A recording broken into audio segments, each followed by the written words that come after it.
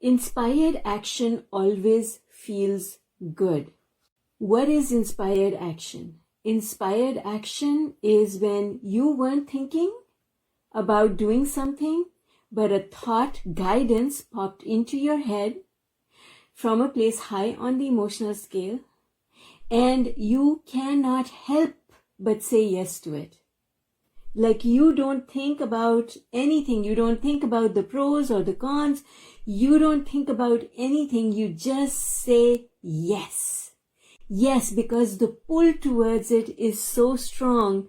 You have to say yes to it. That is inspired action.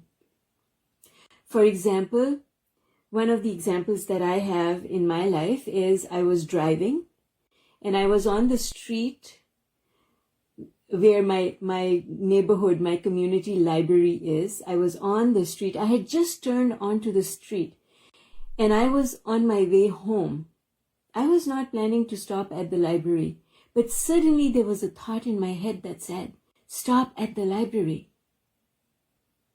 And I immediately said yes to it just in time to turn into the driveway, into the parking lot of the library. So when you feel that urge to say yes to something and it feels like a strong pull and it feels like everything is already lined up for it, then that is inspired action. Action that we take, that we think about a lot. Should I do this? Should I not do this? So what is inspired action? It is action that we are guided to take. So you can be inspired from a place of anger to take action, but you know that you're not high on the emotional scale if you are feeling anger. And that's the difference. Because action is a result of momentum, very high momentum. And when we have guidance from a place of a place high on the emotional scale, there is guidance in that. It's a pull that we cannot say no to, and we know that we are feeling good. That's the caveat. So inspiration is about momentum, really super high momentum. That's inspiration. Okay? Inspiration is about momentum. Momentum can happen anywhere on the emotional scale. So you got to check in with yourself to say, where am I on the emotional scale? Am I past the worry line?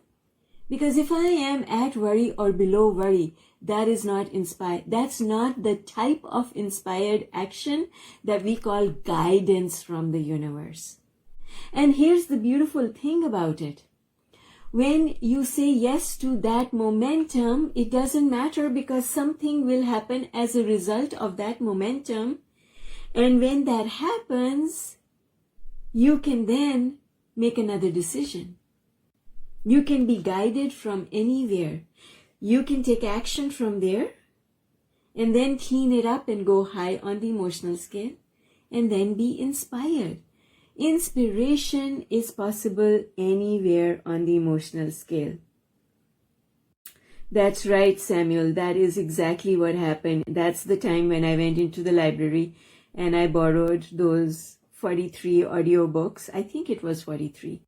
And I didn't know what they were for. It was just, I went to the audio section and I was browsing and I was just picking them up and I had 3 library cards. So I brought them home. I didn't know.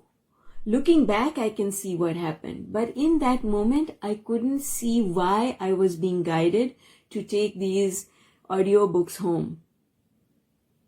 But I knew I have to take them home. So I took them home. And then I started listening to them. And I said to myself, okay, I made a pact with myself. And I said, if I find that I am not listening, I'm going to stop and go back because I really want to borrow these people's thoughts. They are wiser than I am.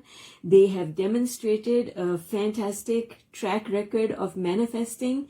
So I want to learn from them and listen to them. I didn't know that I was getting off the subject of my life. That's not how I was seeing it. But at the end of 30 days, my life was, not only did I feel better, but good things started happening. And that's when I realized what had happened. That's when I realized that there was a methodology to this. And I made a note of it. Oh, this is fantastic. I just have to find a way to stay off the subject of my thought. It's because my thoughts are hurting me. Now, I had an aha moment before that, where I had recognized the fact that I was not a positive person because my life was not reflecting it. The manifestations in my life were not positive. So I knew that I'm not thinking positively, but I didn't know what to do about it. I didn't know what to do about it. And this happened, and after the fact, I realized what had happened. So I teach it to you. I share it with you because I know its power. And so that's what it's all about. So inspired action, we want to take inspired action from a place of feeling good. So in that moment when I went into the library and I picked up the audiobooks, I wasn't low on the emotional scale. I wasn't in a place of worry or anxiety. I was just coasting along, going home, right? So, and then that helped me to go even higher on the emotional scale. And that's the thing. We don't have clear vision moving forward. We don't have clear vision moving forward. That's why we have to trust. We have to trust that whatever action I'm taking, even if I'm taking action from a place low on the emotional scale, I will be able to figure it out and go up the emotional scale. I will be able to figure it out. This is all I can do right now. I accept that this is all I can do right now because I can't see anymore. Now, here's where I make the distinction between being pre-manifestational and post-manifestational. Because when we are pre-manifestational, we still have a window of time to do something, like to do the vibrational work, to do the affirmations, to do the visualization. We still have a window of time open. But when we are post-manifestational, we have cleaning up to do because something has happened that we need to look after with our action. The time for doing vibrational work the window has closed.